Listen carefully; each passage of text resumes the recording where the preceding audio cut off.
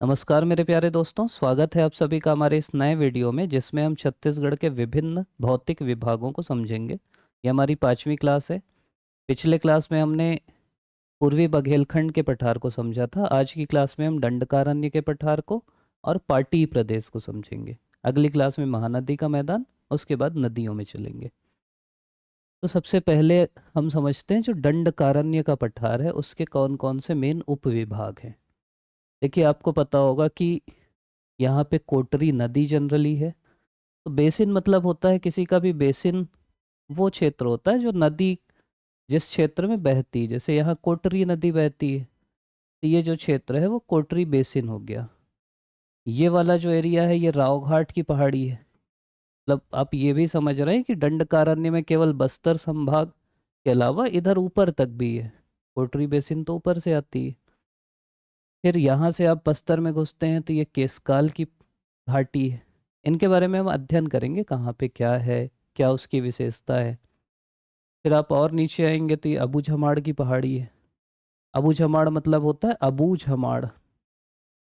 अबूझ, अबूझ मतलब जिसको आज तक बूझा ना गया, माड़ मतलब पहाड़ी।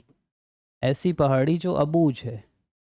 तब इतने घने जंगल है ना, और ऐसे ऐसे एरिया है अंदर कि लोग आज तक वहाँ पहुँच नहीं पाए हैं, और मेन ये नारायणपुर में है। फिर बैला टीला की पहाड़ी। बैला टीला में आपको पता है एक ऐसा नगर है, आप अभी कमेंट में बताइएगा, आगे हम लोग और पढ़ेंगे, जो केवल विश्वकर्मा जयंती के दिन खुलता है आम पर्यटकों के लिए। और वही छत्तीसगढ़ का पहला हिल स्टेशन भी है। बहुत मनोरम दृश्य है वहाँ के। तो वो नगर का नाम बताओ, अभी से सोचो। दो नगर हैं, वो बने थे। यहाँ जो बना था ना किरंदुल बचेली, तो जो कर्मचारी थे वहाँ के, वो उस जगह रहने के लिए उनके लिए बना था। वही फिर हिल स्टेशन भी बना। पहले लोग जाते थे, फिर अब लिमिट कर दिया गया है कि केवल विश्वकर्मा जयंती के दिन आप जा सकते हो वहाँ। उसके बाद फिर नीचे ये जो है ये बस्तर का मैदान वाला एरिया है। तो ये पूरा अबू झमाड़ का या दंडकारण्य का पठार है। अब एक एक करके हम समझते हैं। हमारा अप्रोच ये होगा, अभी वाली जो क्लास हम लोग कर रहे हैं इसमें जो बिल्कुल ज़रूरी चीज़ें हैं जो एग्ज़ाम में आई हैं या आ सकती हैं, जैसे 40 से 45 सवाल आएंगे, उनकी चर्चा करेंगे। आगे अगर आप लोग बोलोगे तो फिर थोड़ा सा और ज़्यादा डिटेल में घुसेंगे। अभी मेरे को लगा कि यार ज़्यादा डिटेल में घुसना, क्योंकि सवाल आ ही नहीं रहे, तो बेसिक ज़्यादा पढ़ना ज़्यादा अच्छा रहेगा। तो सबसे पहले वही कोटरी बेसिन, इसको कांकेर बेसिन भी बोलते हैं, कोटरी महानदी का मैदान भी बोलते हैं। मतलब कुछ भी नाम ले लो। अगर अवस्थिति देखो तो इसीलिए मैं बोला कि मैप में अगर आपको पता है ना तो आप आसानी से बता सकते हो। अब देखो, बस ना आपको रेफरेंस देखना है। रेफरेंस मतलब ये है कि मान लीजिए यही है। अब दंडकारण्य का पठार ये पूरा है, ऐसा समझो। रेफरेंस पॉइंट मैं समझा रहा हूँ, कभी कभी ना सवाल नहीं समझ पाते आप। दंडकारण्य का ये पूरा पठार है। अब आपसे पूछेगा कि ये जो बेसिन है दंडकारण्य के किस दिशा में है, तो आपको पता है ऊपर उत्तर है, इधर पश्चिम है, इधर पूरब है, और नीचे दक्षिण है। तो अगर दंडकारण्य का पूछेगा तो दंडकारण्य के इस दिशा में है। यहाँ सेंटर से हम दिशा देखेंगे तो दंडकारण्य के किधर है, उत्तर और पश्चिम के बीच में, मतलब दंडकारण्य के उत्तर पश्चिम दिशा में है। लेकिन यही अगर आपसे पूछ लिया कि छत्तीसगढ़ के किधर है, तो छत्तीसगढ़ का सेंटर तो इधर होगा। अब उस सेंटर से ये किस दिशा में है, तो ये समझना है आपको। मैं ये समझा रहा हूँ, लोग ना कंफ्यूज हो जाते हैं कि यार ये तो इसके इधर है, उसके उधर है। तो छत्तीसगढ़ का ये दक्षिण पश्चिम भाग होगा, क्योंकि अगर छत्तीसगढ़ यहाँ से आप नाप लो, ये छत्तीसगढ़ का मान लो सेंटर है, तो छत्तीसगढ़ के सेंटर के इधर है ये, तो ये दक्षिण है, ये पश्चिम है, तो ये दक्षिण पश्चिम हो गया। लेकिन दंडकारण्य के सेंटर का, दंडकारण्य के सेंटर से देखोगे तो ये उत्तर पश्चिम है। अगर पूछा दंडकारण्य के किस दिशा में है तो आप बोलोगे उत्तर पश्चिम में है। छत्तीसगढ़ के किधर है तो दक्षिण पश्चिम में है। ये अंतर ध्यान रखना बस। और एरिया है मोहला, पंखाजूर, भानु प्रताप। मोहला वही मैं बोला कि मोहला ऐसे बस्तर संभाग में नहीं आता, लेकिन इस एरिया में भी कोटरी बेसिन है। अगला अबूझमाड़ की पहाड़ी। अबूझमाड़ मतलब अभी हम लोग देखे अनजान पर्वतीय क्षेत्र। तो मेन विस्तार तो इसका नारायणपुर में ही है, लेकिन इसके अलावा कुछ बीजापुर, दंतेवाड़ा, कांकेर सब क्योंकि लगे हुए हैं, वो पहाड़ हैं पूरे अबूझमाड़ के, वहाँ घुसना भी मुश्किल है। बहुत सारे ऐसे एरिया हैं जहाँ आज तक लोग घुसे नहीं हैं, तो इसलिए इनके भी कुछ भागों में है। अगर औसत ऊंचाई आपसे बोला तो 600 से करीब 900 मीटर। इसकी प्रमुख घाटी है जो है खुरसैल घाटी। इसका फेमस ये है कि यहाँ सर्वोत्तम किस्म के सागौन वृक्ष मिलते हैं। अबूझमाड़ पहाड़ी में एक घाटी है जिसका नाम है खुरसैल, जहाँ सर्वोत्तम किस्म के सागौन के पेड़ मिलते हैं। एक छत्तीसगढ़ को साल वनों का द्वीप बोलते हैं, लेकिन यहाँ सागौन मिलता है। और अबूझमाड़ भी हम लोग वर्षा में भी देखे थे कि सबसे ज़्यादा जो वर्षा का क्षेत्र है वो अबूझमाड़ ही है, क्योंकि यहाँ पेड़ खूब ज़्यादा है तो पानी गिरता है।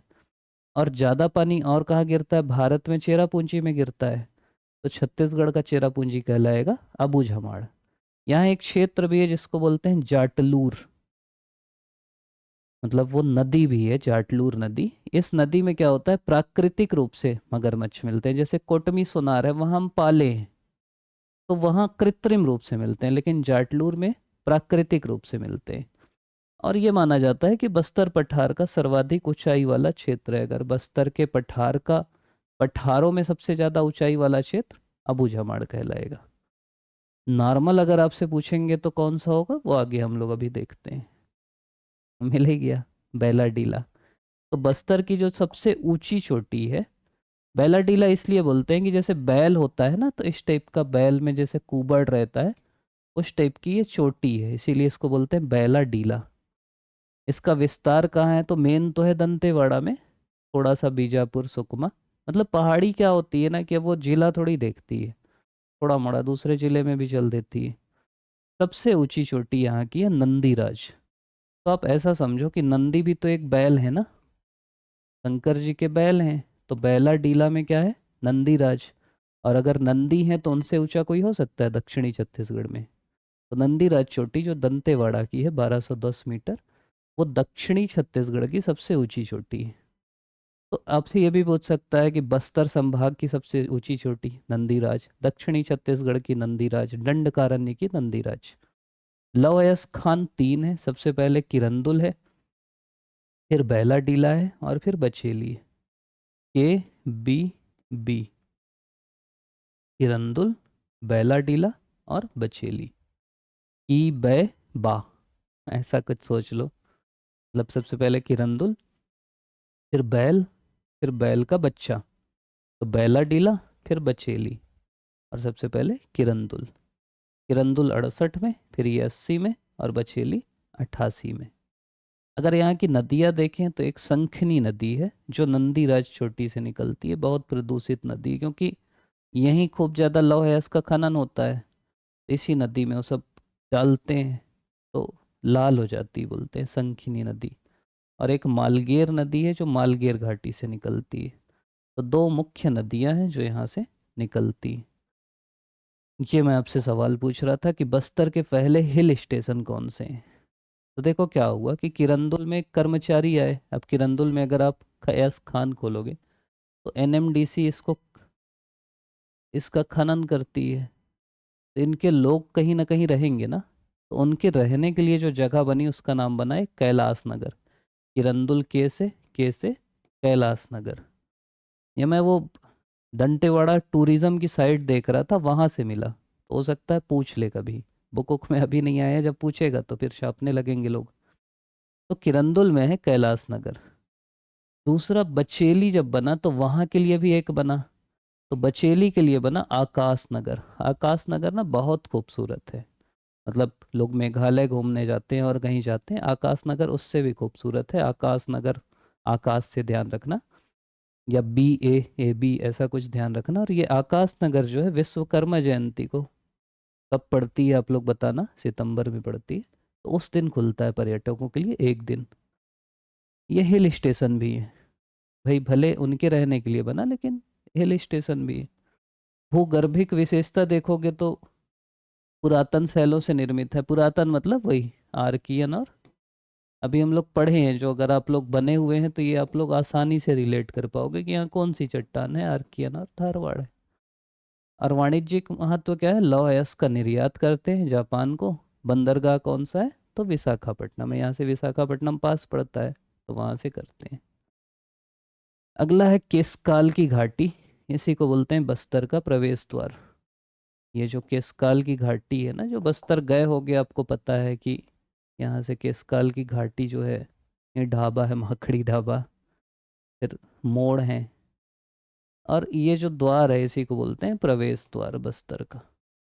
यहीं पे तेलिन माता का मंदिर है जो सती देवी है, तो तेलिन घाटी भी बोलते हैं। तेलिन घाटी इसलिए बोलते हैं क्योंकि तेलिन माता का मंदिर है जो सती देवी है। दूसरा फूलों की घाटी भी बोलते हैं, फूल भी होंगे ठीक ठाक।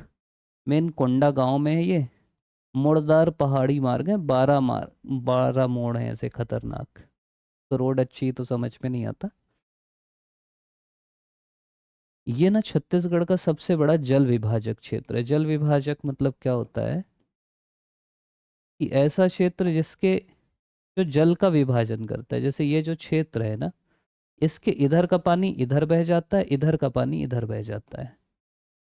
समझ रहे, ये बीच में एक एरिया है जिसके ऊपर का पानी ऊपर चल देता है, नीचे का नीचे चल देता है। तो ऐसा नहीं है कि यहाँ का पानी इधर चल दे, ऐसा नहीं होता। तो इस ऊपर कौन सा सिस्टम है, ऊपर है महानदी अपवाह तंत्र। नीचे क्या है, नीचे बोलते हैं इंद्रावती या गोदावरी अपवाह तंत्र।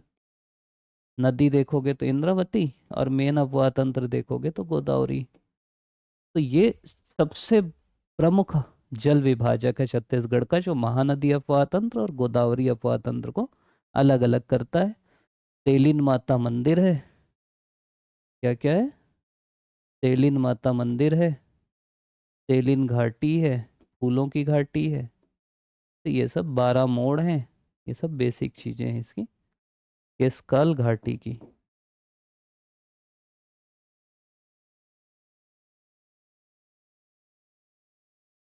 तो अपन क्या समझे, एक तो अबूझमाड़ की पहाड़ी समझे। अबूझमाड़ की पहाड़ी मतलब होता है अबूझ पहाड़ी। ठीक, बहुत जंगल है वहाँ, मतलब यहीं रामकृष्ण मिशन वाले वो भी बनाए हैं अपना। रामकृष्ण मिशन का स्कूल चलता है खूब ठीक ठाक, खूब बढ़िया स्कूल है। बैला डीला क्या है, यहाँ से खनन होता है मेन लोहे का। इसमें क्या क्या है, बचेली है, मेन किरंदुल है, फिर बैला डीला है, बचेली है। राव घाट की पहाड़ी क्या है, यहाँ भी खनन होता है लोहे का। इसी से आपका जो भिलाई स्टील प्लांट है वहाँ जाता है। लंकापल्ली की पहाड़ी पहाड़ी ही है। कोटरी बेसिन नदी बेसिन है मेन। बस्तर का मैदान मतलब ये मैदानी इलाका है। जनरली क्या है, बस्तर में पहाड़ी एरिया ज़्यादा है, ये वाला मैदानी इलाका है।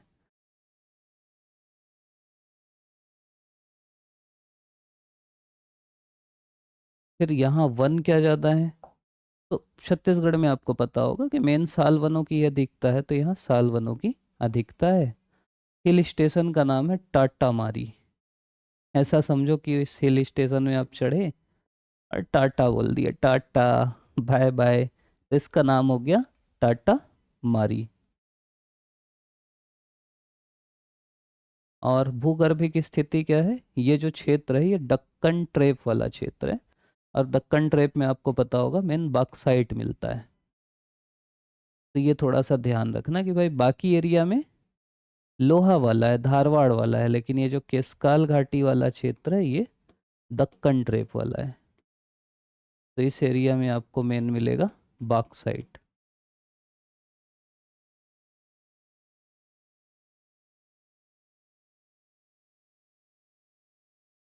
फिर और पहाड़ियाँ हम देखते हैं, जैसे राव घाट की पहाड़ी है। राव घाट की पहाड़ी क्या है, दंडकारण्य पठार के उत्तर पश्चिम में है। अब यही आपको समझना है कि किससे पूछ रहा है। अगर छत्तीसगढ़ के पूछेगा तो छत्तीसगढ़ के दक्षिण पश्चिम होगा, दंडकारण्य के उत्तर पश्चिम में होगा, कांकेर नारायणपुर में है। भिलाई स्टील प्लांट को लौह अयस्क की आपूर्ति होती है। फिर बस्तर का मैदान, ये दंडकारण्य के किधर है, दक्षिण पश्चिम में है। कहाँ है, ये अब रिलेट कर लेते होगे यहाँ से, अगर ऐसे बस्तर को खींचेंगे हम, ये किधर है? दक्षिण पश्चिम में। मैदान है तो खेती होती है। यहाँ कौन से जिले होंगे? एक बीजापुर होगा और एक नीचे सुकमा होगा। बीजापुर और सुकमा जिला, ये मैदानी इलाके हो गए। समतल भूभाग है, कृषि होती है। और बस्तर का पठार है। बस्तर का पठार तो पूरा एरिया ही है यार, कांकेर, कोंडागांव, बस्तर, दंतेवाड़ा, पूरा बस्तर एरिया ही पठार है। और मेन जो घाटियां हैं, एक तो दरभा घाटी है जो बस्तर में है, और झीरम घाटी है जो सुकमा में है। वो पता होगा, झीरम घाटी में बहुत बड़ा नक्सली हमला हुआ था। तो एक दरभा घाटी जो बस्तर में है, झीरम घाटी जो सुकमा में है। ऐसा कर सकते हो, दरभा, बस्तर, दैनिक भास्कर आप लोग पढ़ते हो तो DB, दरभा घाटी बस्तर, और झीरम घाटी सुकमा, JS। अन्य पहाड़ियाँ, राव घाट तो अपन देखे लिए, कांकेर में है जो भिलाई स्टील प्लांट को लौह अयस्क देता है। आरी डोंगरी पहाड़ी है जो कांकेर के ही भानु प्रतापपुर में है, ये भी लौह अयस्क के लिए है। एरिया ही पूछेगा। गढ़िया पहाड़ी है, कांकेर में ही है, गढ़िया महोत्सव होता है यहाँ। एक मलाज कुंडम पहाड़ी है, ये भी कांकेर में, यहाँ दूध नदी का उद्गम होता है और इसी में मलाज कुंडम जलप्रपात है। तो कांकेर में क्या क्या है? राव घाट, आरी डोंगरी, गढ़िया और मलाज कुंडम। एरिया में ध्यान रखना, वहीं सवाल आएंगे। बीजापुर में क्या है? इस टाइप का नाम है ना, अलबका, बलबका, अलबामा, तो ये बीजापुर, उसूर, तो ये सब पहाड़ियाँ बीजापुर में है। और गोलापल्ली, कोंटा तहसील, सुकमा में है। बीजापुर में और क्या क्या याद करते थे हम लोग? आवापल्ली, नाडापल्ली। पल्ली ना मेन गाँव को बोलते हैं उधर। हैदराबाद में मैं था तो लिंगम पल्ली बोलते थे। तो इस टाइप के गांव थे। तो पल्ली गांव है उनके। तो वो जो हैदराबाद या तेलुगु भाषा है वो इनमें भी है, यहाँ भी है। क्या बोलते हैं, बस्तर सुकमा में भी उसका प्रभाव है, बीजापुर सुकमा में। तो इसीलिए तो वो रिलेट कर लेना। गोलापल्ली आया तो ये तो आप जान जाओ कम से कम कि नीचे ही क्या होगा यार, बीजापुर का होगा या सुकमा का होगा, ये मैं समझा रहा हूँ आपको।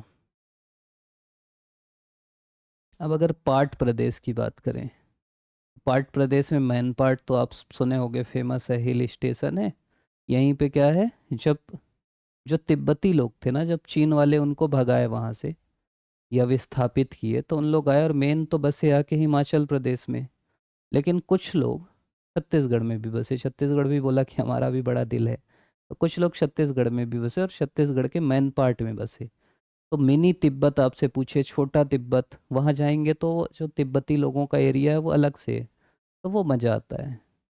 फिर ये मैन पार्ट है, जारंग पार्ट है, सामरी पार्ट है। सामरी पार्ट में सबसे ऊंची चोटी है, पढ़े थे हम लोग, नाम याद करो बताओ। 1225 मीटर है जो। अभी हम लोग पढ़े दक्षिणी छत्तीसगढ़ की सबसे ऊंची चोटी, वो बैलाडीला में थी, नंदीराज। और पूरे छत्तीसगढ़ की सबसे ऊंची चोटी सामरी पार्ट में। फिर पंडरा पार्ट है और नीचे जसपुर पार्ट है। तो सबसे पहले एक एक करके हम लोग देखते हैं। सबसे पहले मैन पार्ट ही देखते हैं यार। मैन पार्ट को बोलते हैं छत्तीसगढ़ का शिमला, तिब्बत, छोटा तिब्बत, ये बोलते हैं। दिक्कत ये है ना, इस टाइप का आप चैतुरगढ़ जाओगे, हम लोग घूमने गए थे, वहाँ भी लिखा है छत्तीसगढ़ का शिमला। तो जो भी हिल स्टेशन है ना, वो अपने आप को शिमला क्लेम करता है, लेकिन इसी को अभी तक मान रहे हैं हम लोग। हर कोई जो क्लेम करता है उसको हम नहीं मानते। तो स्थान सरगुजा है, ये तो पता है, अंबिकापुर से जाते हैं जनरली। ऊंचाई 1152 मीटर है। छत्तीसगढ़ का शिमला, छोटा तिब्बत, छत्तीसगढ़ का तिब्बत, ये सब है। इस पूरे पार्ट एरिया में दक्कन ट्रेप खनिज मिलेगा। ये तो कॉमन चीज है, दक्कन ट्रेप मिलेगा और खनिज मिलेगा बॉक्साइट। पूरे पार्ट एरिया में खेती होगी, बागानी। ये मैं मेंस के लिए भी बता रहा हूँ, जो अपन पढ़े थे ना पार्ट प्रदेश की विशेषताएं, सब में सेम रहेगा। मैन पार्ट माँ से है और माँ से ही नदी का नाम है मांड। तो मैन पार्ट से कौन सी नदी निकलेगी? मैन पार्ट से नदी निकलेगी मांड नदी। ये सब पर्यटन स्थल हैं। टाइगर पॉइंट, जो भी पॉइंट पॉइंट टाइप के है ना, जनरली मैन पार्ट में ही, टाइगर पॉइंट, इको पॉइंट, मछली पॉइंट, मेहता पॉइंट, सरभंजा जलप्रपात, सरगुजा में है, सरभंजा हो गया, देव प्रवाह, जलजली। आप लोग कोई मैन पार्ट का गए होंगे, आपके दोस्त भी घूमने, तो वहाँ जाके जरूर कूदे होंगे, डालते हैं फिर फोटो। एक बोलते हैं जलजली। एक वहाँ का वो भी उल्टा पानी है, अभी शिवराज सिंह चौहान गए थे, वहीं वो हुआ था ना मैनपाट, इसलिए भी थोड़ा चर्चा में। भाजपा का सम्मेलन हुआ था तो वो उल्टा पानी में जाके नाव तैरा रहे थे, रील डाले उसकी। तो उल्टा पानी भी फेमस है वहाँ, बोलते हैं कि पानी उल्टा जाता है, मतलब ऊंचाई में चढ़ता है। एडवेंचर जोन अभी बना दिए जैसे परपटिया, मालतीपुरी। तिब्बती शरणार्थियों को 62 में बसाया गया, ये तो अभी अपन देखे। तो ये बौद्ध धर्म और तिब्बती संस्कृति का केंद्र है और प्राकृतिक पर्यटन स्थल के रूप में प्रसिद्ध है। फिर सामरी पाठ है। तो देखो दो है, एक उच्च पाठ है और एक निम्न पाठ है। चित्र में ही दिखा देता हूँ। एक उच्च पाठ है, उच्च मतलब ऊपर वाला। तो ये सामरी जो है उच्च पाठ है, यही सबसे ऊंची चोटी भी है। और नीचे कौन सा है, जसपुर, तो इसको बोलते हैं निम्न पाठ। तो आपसे पूछ सकता है कि निम्न पाठ कौन सा है। सॉरी, मैं सामने हो गया। तो निम्न पाठ कौन सा है, तो ये जसपुर वाला एरिया है, जसपुर पाठ है। और उच्च पाठ कौन सा है, तो ये सामरी पाठ है। तो ये तो आप कंफ्यूज नहीं हो गए। अब सामरी पार्ट में ही सबसे ऊंची चोटी छत्तीसगढ़ की, जिसका नाम है गौर लाटा, 1225 मीटर। तो छत्तीसगढ़ का सबसे ऊंचा पार्ट भी यही हो जाएगा, एरिया बलरामपुर में है। अगला है जसपुर पार्ट या निम्न पार्ट। तो इस क्षेत्र में जो नदी बहती है उसका नाम है मेन, ईब नदी बहती है, मैनी नदी बहती है। तो इसको ईब मैनी घाटी भी बोलते हैं। कौन सी घाटी बोलते हैं, कौन से चित्र कलर में बताऊं, बताओ, हरे में बताते हैं चलो। ईब मैनी घाटी। और ये क्या है, ऊपरी घाट को सीमांकित करने वाले कगार के दक्षिण में स्थित है। मतलब समझो ऊपरी घाट है और निचला घाट है, तो नीचे दक्षिण में कौन स्थित होगा, तो ये जसपुर होगा। आपसे ये पूछे कि इसके उत्तर में क्या है, तो उत्तर में सामरी है, इसीलिए वो ऊपरी पार्ट है जसपुर, नीचे वाला पार्ट है निम्न पार्ट है। संरचना तो ये आप समझे ही गए कि यार दक्कन ट्रैप होगा, बॉक्साइट मिलेगा, जसपुर पार्ट है तो जसपुर जिले में होगा। चट्टान यहाँ ग्रेनाइट चट्टाने हैं। पठार कौन सा है, माखेल पठार है। माखेल पठार की विशेषता यह है कि जो ईब और मैनी नदी है ना, इनके बीच जल विभाजक, जल विभाजक आप समझे ही गए होगे। एक ऐसा पहाड़ जिसके एक तरफ एक नदी बहे, दूसरे तरफ दूसरी, जो जल का विभाजन करता है। खेत एत में मैं, वो होती है ना आपकी, क्या बोलेंगे यार, पार होती है, तो विभाजन कर देती है, इधर का पानी इधर, इधर का इधर, तो वो जल विभाजक है। नगर जसपुर तो रहेगा ही, जसपुर पार्ट है, तो कुनकुरी भी है, यही चर्च है, आपको पता होगा। यहाँ लोरो घाटी है जो फूलों के लिए प्रसिद्ध है। क्या घाटी है, लोरो घाटी। और एक क्षेत्र है जिसका नाम है काकिया क्षेत्र। कातिया सुने होगे, फिल्म देखते होगे, तो एक क्षेत्र है काकिया, जो मैनी नदी द्वारा जसपुर की पश्चिमी सीमा पर निर्मित घाटी है। तो काकिया जो क्षेत्र है वो मैनी नदी बनाई है। तो ऐसा समझ सकते हो, मैना कौवे की बहन है, काक, कौवे को काक बोलते हैं ना, तो मैना क्या बना दी, काकिया क्षेत्र बना दी, कौवे से काक, काक से काकिया क्षेत्र। ऐसे ही पूछेगा सवाल, और कुछ नहीं पूछेगा। और छत्तीसगढ़ का सबसे बड़ा और लंबा पार्ट है, तो आपको दिख ही रहा है कि सबसे बड़ा लंबा यही है ना, यही एरिया है जसपुर। अन्य प्रमुख अगर पार्ट क्षेत्र आपसे पूछे, तो एक पार्ट है पंडरा पार्ट। क्षेत्र में तो अपन देख ही लिए। पंडरा पार्ट कहाँ है, जसपुर में है। ईब और कन्हार नदी का उद्गम स्थल है। ईब नदी कहाँ से निकलती है, ईब नदी निकलती खुर्जा पहाड़ी रानी झूला से, ये एरिया पूछता है कभी कभी। ईब नदी निकलती खुर्जा पहाड़ी रानी झूला, और कन्हार नदी निकलती बखोनी चोटी से। फिर अगर जारंग पार्ट की बात करें तो ये बलरामपुर सरगुजा में, और राज्य का सबसे बड़ा बॉक्साइट भंडारण क्षेत्र है, बॉक्साइट का भंडार सबसे ज़्यादा यहीं है। जमीर पार्ट भी बलरामपुर में है, ये बॉक्साइट के मैदान के नाम से जाना जाता है। तो ये वन लाइनर पूछेगा कि बॉक्साइट के मैदान का किसको बोला जाता है, तो जमीर पार्ट। बॉक्साइट का सबसे बड़ा भंडार कहाँ है, तो जारंग पार्ट। इसको ना कुछ रिलेट कर लिया करो। तो जारंग में शब्द निकल रहा है रंग, तो ऐसा सोचो कि यार रंग इतना बड़ा क्षेत्र है ना कि पूरा रंग बॉक्साइट का हो गया है। जमीर में क्या है, कुछ भी मीर याद कर लो, या सोचो मेरा जमीर, तो मेरा जमीर क्या है, मैदान जैसा है, ऐसा कुछ भी सोच लो। फिर लहसन पार्ट है। लहसन क्या है, सामरी पार्ट का पश्चिमी विस्तार है। जाटा लहसन का है, तो ये इस चित्र से देख लो तो ये समझ जाओगे। देखो ये सामरी पार्ट है, जो सबसे ऊंचा पार्ट है छत्तीसगढ़ का। इसके पश्चिम में है लहसुन, ठीक। और लहसुन के पश्चिम में है जाता। छत्तीसगढ़ में जाता भी सुने होंगे आप लोग। तो सामरी, लहसुन, जाता, और इसके पूरब में है जमीर। तो ऐसे देखोगे, जाता, लहसुन, सामरी, जमीर, जाला साजा। ऐसा कुछ याद कर लेना यार। जाता, लहसुन, सामरी, जमीर। इधर वाला जो जे है ये जमीर वाला है, इधर वाला जाता वाला है। ये सामरी के पश्चिम में लहसुन खाते हैं, उसके पश्चिम में जाता चलाते हैं, ऐसा कुछ सोच लेना। ये सवाल ऐसे ही पूछेगा कि सामरी पार्ट का पश्चिमी विस्तार क्या है, तो लहसुन। लहसुन का पश्चिमी जाता, सामरी का पूर्वी जमीर। तो इसी टाइप का सवाल आपसे पूछ सकता है इसमें। तो ये अपना पार्ट प्रदेश भी हो गया।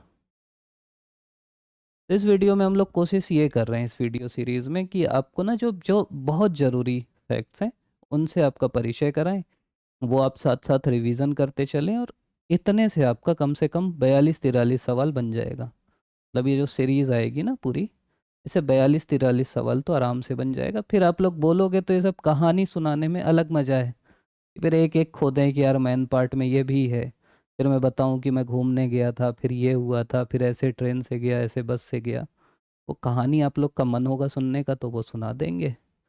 अभी कोशिश ये कर रहे हैं कि अगर आज से 1 साल बाद भी कोई देखे एग्ज़ाम के लिए तो उसका काम हो जाए। आप लोग अभी तक देख रहे हैं, बाकी वीडियो को भी इतना अच्छा पसंद कर रहे हैं, उसके लिए बहुत बहुत धन्यवाद। अगले वीडियो में जल्दी ही मिलते हैं। तो आप सभी का पुनः बहुत बहुत धन्यवाद।